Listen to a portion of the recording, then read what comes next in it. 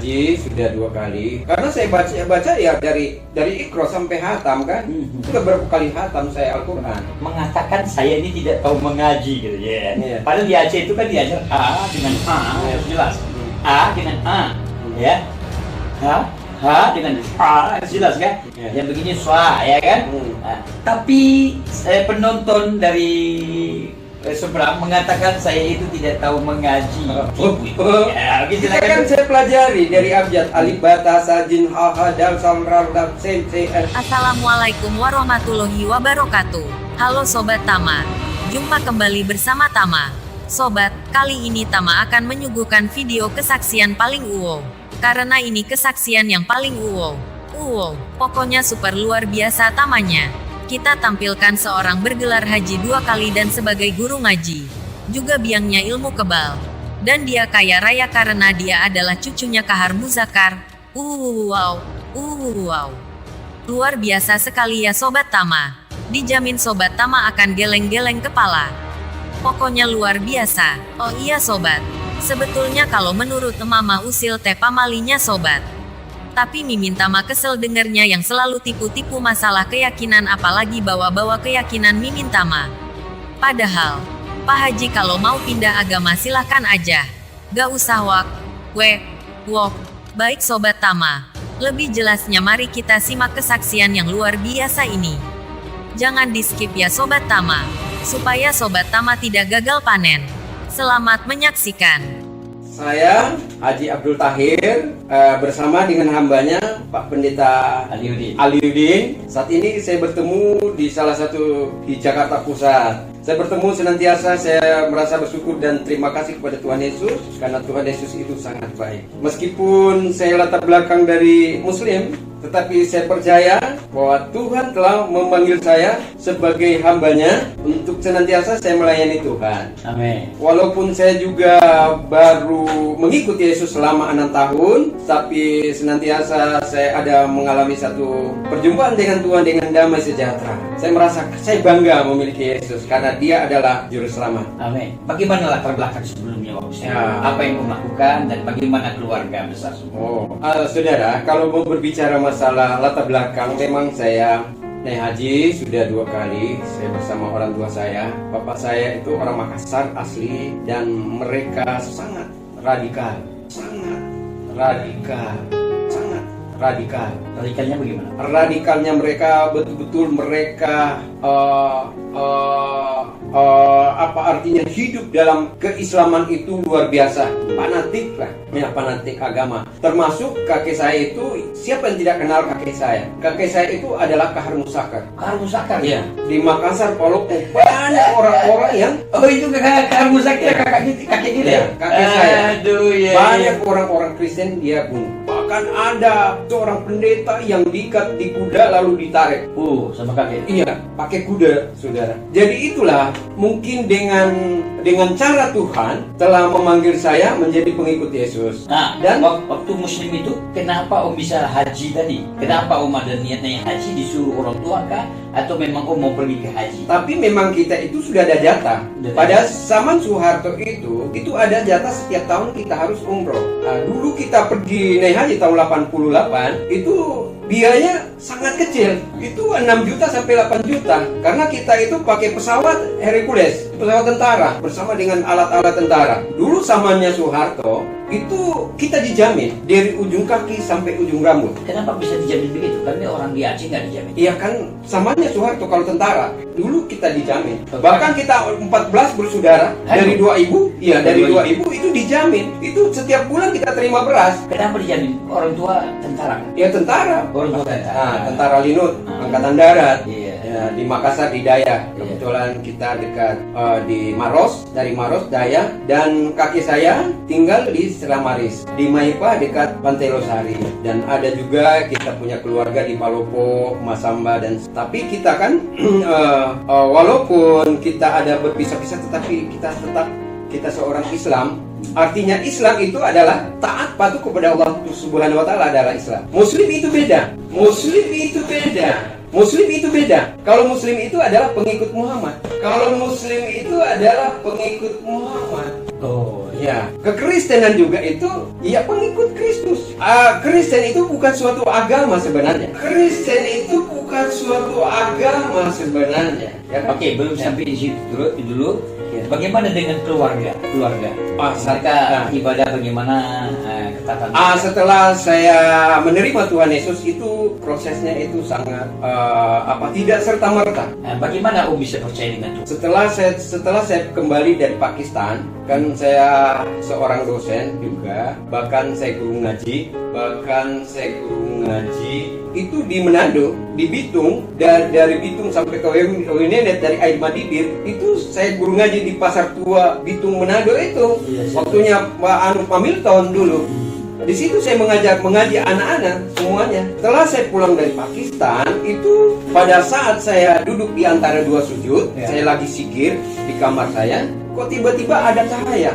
Ya walau alam itu cahaya apa, seperti apa, tapi yang penting berbentuk cahaya. Dan cahaya itu ada satu bayangan manusia dan ada suara. Suara itu dia berkata, akulah jalan kebenaran dan hidup, tak seorang pun yang datang kepada Bapa tanpa melalui aku.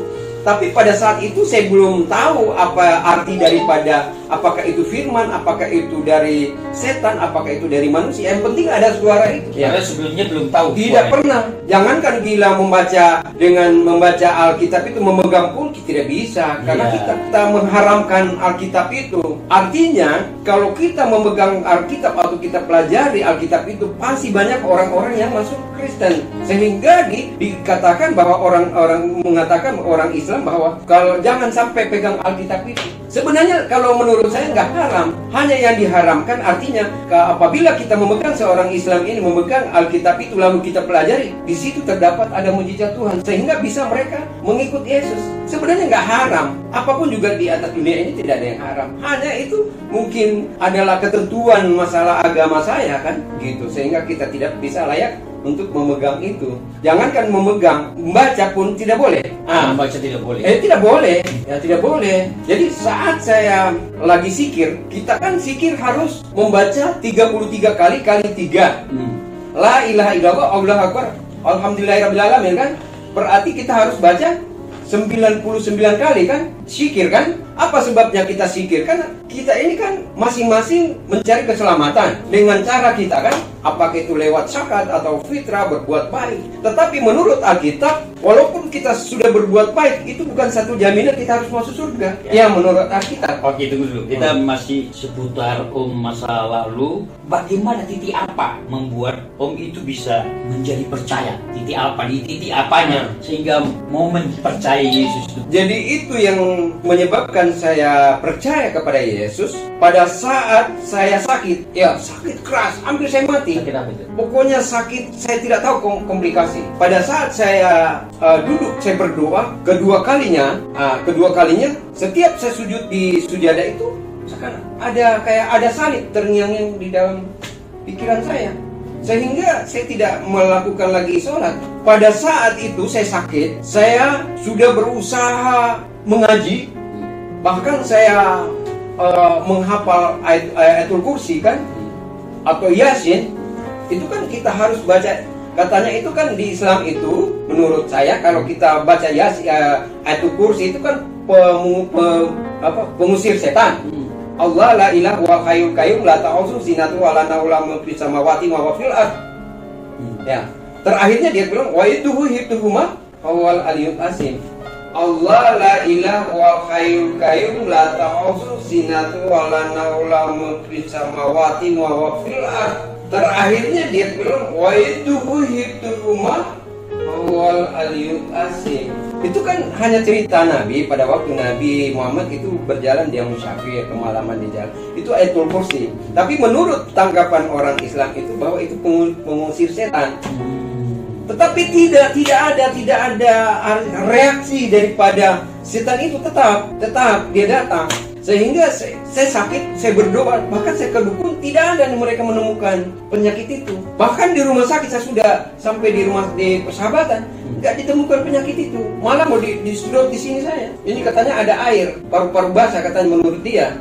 Ternyata saya periksa di sini di Cempaka Putih ada herbal, tidak ada, hanya saya dikasih herbal. Akhirnya kan saya ketemukanlah seseorang ibu-ibu, dia bilang bapak itu bisa sembuh, tapi harus didoakan sama orang Kristen. Saya cari itu ibu orang Batak, saya cari di mana? Dia bilang kalau boleh katanya ke Pak Pariaji, ada di sana itu perjamuan kudus katanya. Saya ketemulah Andi Burhanuddin di situ. Oh, Pak Andi. Akhirnya saya mengalami satu kesembuhan. Kayaknya ada begitu kayak ada stroke pada saat saya ditumpangkan tangan. Ada kayak stroke yang masuk langsung menjalar ke tubuh saya. Sehingga saya merasakan kesembuhan, dipulihkan pada saat itu. Bahwa saya percaya bahwa di dalam nama Yesus itu ada kesembuhan. Sehingga percaya. Lalu saya bertanya lagi sama orang itu, ada namanya orang Ambon namanya Aris. Harus saya bagaimana? Kan saya tuduh dia kasih saya opo-opo atau ilmu itu. Ternyata tidak. Itu memang dari Tuhan semuanya.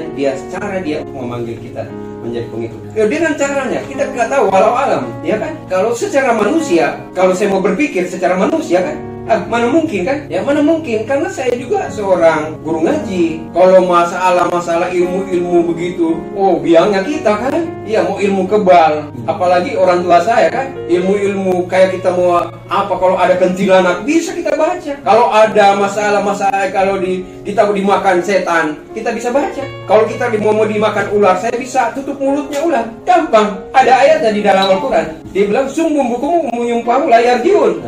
Dia bilang sumbung bukumu menyumpamu layar jiun. Ya kan? Tertutup mulutnya. Apapun itu, ular kek, mau buaya kek, mau setan kek. Oh, jadi percaya itu titik itu ya? Ya, titik sehingga menjadi percaya ya? Iya, percaya. Terus begitu waktu percaya, ini sudah berapa tahun nih? Baru 6 tahun. Baru 6 tahun. Iya, 6 tahun. Apa reaksi keluarga? Menjauh mereka. Apa yang dialami dengan keluarga? Tantangan apa yang dihadapi? Pokoknya harus ceraikan anaknya. Istri saya harus ceraikan, tinggalkan. Namanya orang Arab kan, Turki, mereka kan dari Gorontalo, istri saya kan. Ini istri orang Gorontalo. Gorontalo fanatik mereka. Pada Muhammad. Jadi harus cerai gitu ya? Harus cerai. Kalau dia katakan sama saya, kalau kamu coba-coba meninggalkan keyakinan, kau tinggalkan dari Islam, harus tinggalkan semua, tolak harta semua.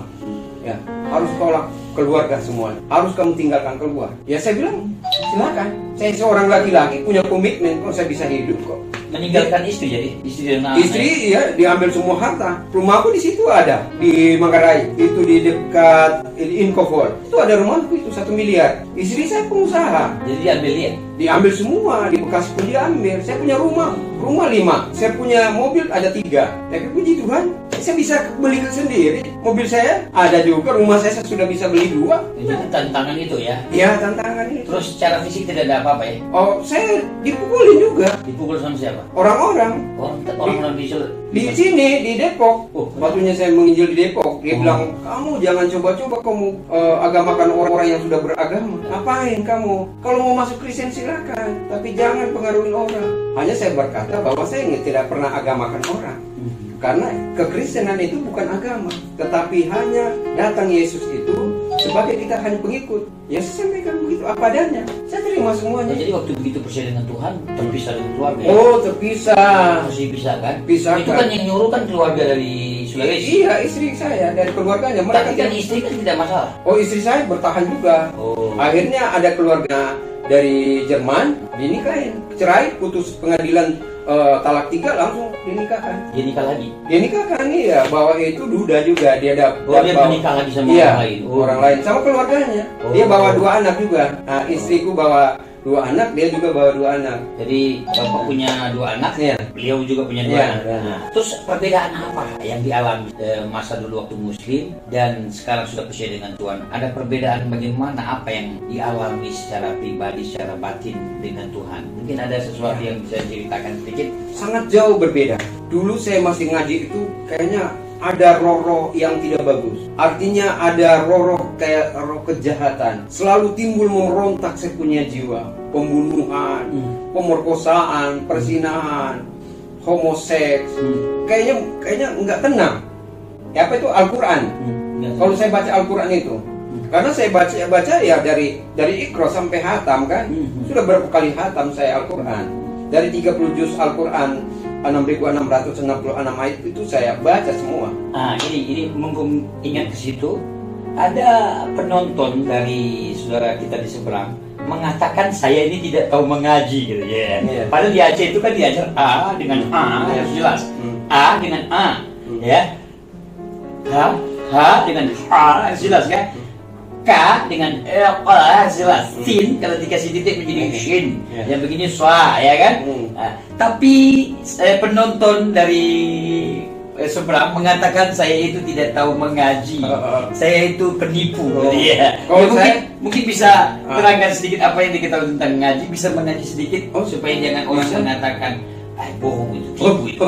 Ya, Kita kan saya pelajari dari abjad alif ba ta sa jim ha ha dal sam ra lam sin itu saya hafal semua. Dari abjad alif ba ta sa jim ha ha dal sam ra lam sin itu saya hafal semua, ya kan? Dari Al-Fatihah semuanya saya.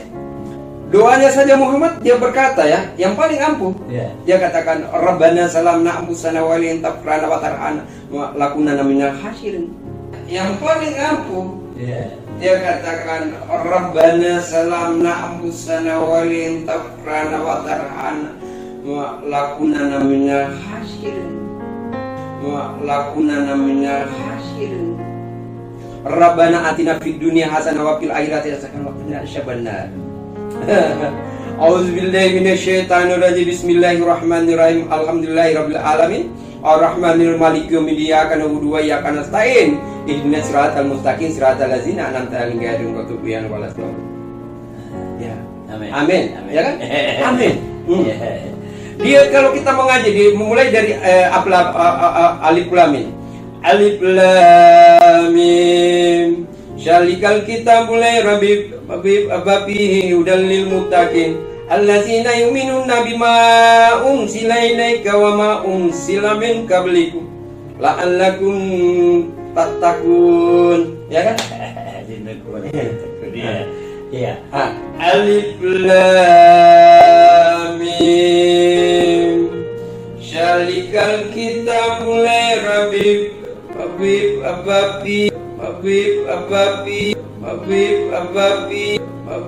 abafi hudal lil muttaqin allazina yu'minuna bima unsila ilaika wa ma unsila min qablikum la'allakum tattaqun.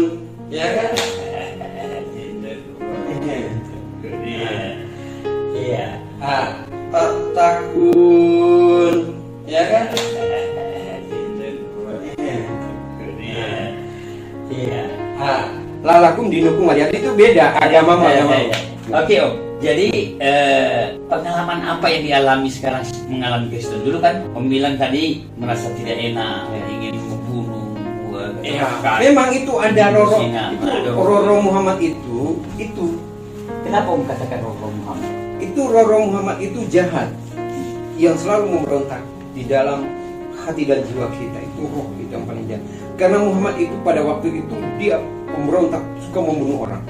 Hal-hal yang Roro yang jahat, yang tidak bagus.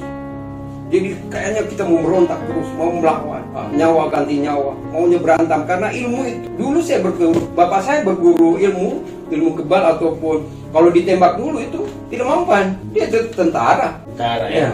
Dan bapaknya Kahar Musakar. Kahar Musakar. Saya saja dulu kan saya biasa berguru ilmu kebal. Jadi tubuh kita ini tidak semuanya kebal. Jadi di mana ada benda jatuh di tubuh kita seakan-akan ada yang pele. Walau alam itulah iblis, kerjanya iblis. Nah, ada pele. Orang Sumatera tidak tahu pele itu apa, ya? Pele itu apa artinya? Pele ya. Pele ya. Pele ya. Iya. Demikian Sobat Tama, dan masa Pak Haji gak tahu Al-Quran itu tuntunan bukan mantra.